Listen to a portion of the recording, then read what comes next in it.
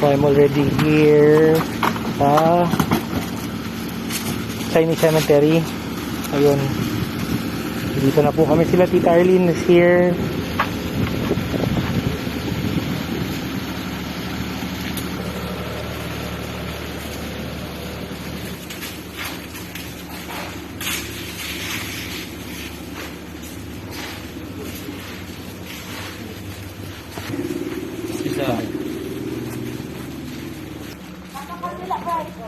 Ha? Hatag lang. Nag-video ko. Here's Lola Purit. And this is where Lola Mike is. Distant po.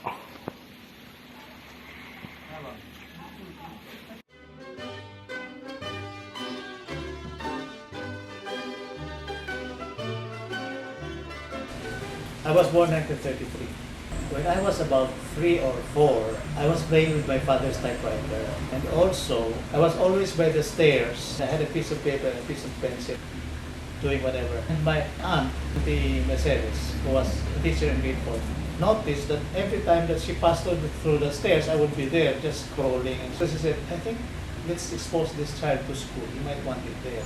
And when I heard that, I picked up so that as it was still dark in the morning, I would already be dressed and be prepared to go with her to school.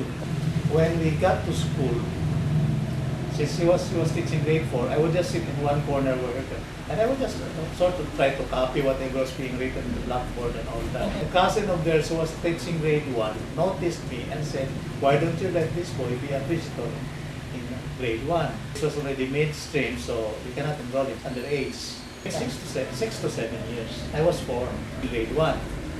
They were teaching the basics of the alphabet, the basics of counting and reading and writing. I got all that to the point that by the time the school year was finished, I was better than the rest of the students. And then following year, I expected I would be ready enrolled in grade 1. So I dressed early, put on my bag, went to the folding flag ceremony and lining up.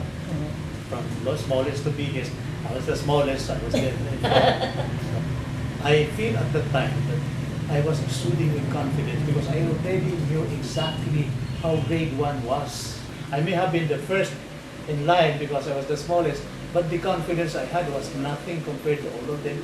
So, but before the ceremony started, the grade 2 teacher pulled me out from that line and said I would be lining up in grade 2 because I already knew everything about grade 1. They will just put it on record that I completed grade 1 the year before, so that now I could be qualified for grade 2. And we had a tug of war there because I would not budge to grade 2 because I said, no, I don't know anything about grade 2. I know about grade 1. I'll stay here in grade 1. Principal intervened. The principal just happened to be my godmother. He said, if you go to grade 1 again, there will be nothing new to learn because you already know how to read.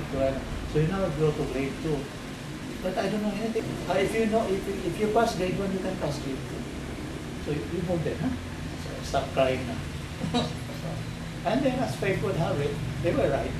I again topped grade 2. And then grade 3, I moved over to Lanao. We attended classes immediately. At that time, the schools did not have any access to the central office. So the principals of schools just used their own judgments as to how to conduct the classes. I resumed being in grade 3. I actually just stayed in grade 3 for about 2 weeks. There was an imbalance whereby the higher grades had practically no population, right? Whereas there were about 100 or so people in grade 3, they were only equal in grade 4, grade 5, grade 6. So what they did was accelerate students from grade 5 to 6, grade 4 to 5, grade 3 to 4, and I was among those from grade 3 to 4. So that in June up to November, I was in 3, 4, about a month just in grade 5. Actually, I was again nominated for promotion to grade 6, but my father objected already because I already went through 2 considerations in 1 year. Wittingly or unwittingly, I excelled without effort. I just loved schooling. And then when I entered Agusan High School for the entrance exam, I topped the entrance exams. Graduated as valedictorian.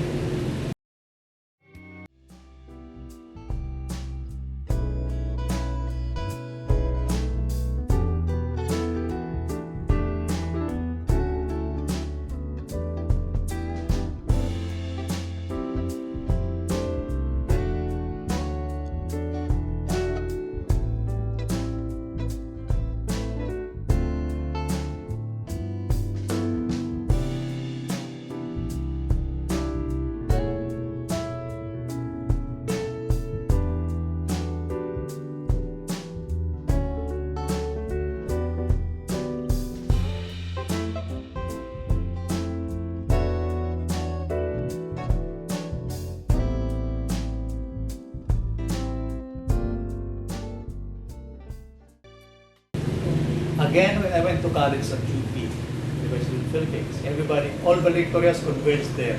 So that we were in a class of 30, all valedictorians from all over the Philippines. But somehow, training in Agusan High School was more rigid than the other students, such that I was excelling in English and in accounting, which were foreign to the other students from the other areas in the Philippines. My first semester at that, I was the only one exempted from tests in accounting. I'm so grateful that I studied at Agusan High School. I went to UP without knowing exactly what to take. I just took up the general course in liberal arts. But after 1 year, I decided to take up commerce. Commerce is not the forte of UP. UP is more known for medicine, law, and engineering. But the best school for commerce was University of the East. So I moved over downtown to University of the East and enrolled there. Compared to the strict standards of UP, UE was a breeze. I was not only topping my classes, I was topping not the honor roll of the College of Commerce, but the banner roll of the entire university. And with that, I was declared the brightest student of the entire university. I enjoyed that rank for about 3 or 4 semesters. Then I slid down to number 2 or 3, but still there.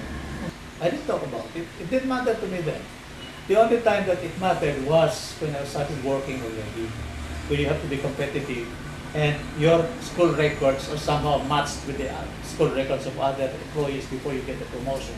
That was a distinct advantage. When I went to join PMB, I earned my spurs faster than the rest. But it's like this. There were 7,000 of us who took the entrance exams to the Philippine National Bank. Only 22 of us passed. I was number 15. All these 22 guys came out from all over the Philippines. We were asked to report to Manila for interviews. Our grade in the exams was given points. And then our academic accomplishments were also given points.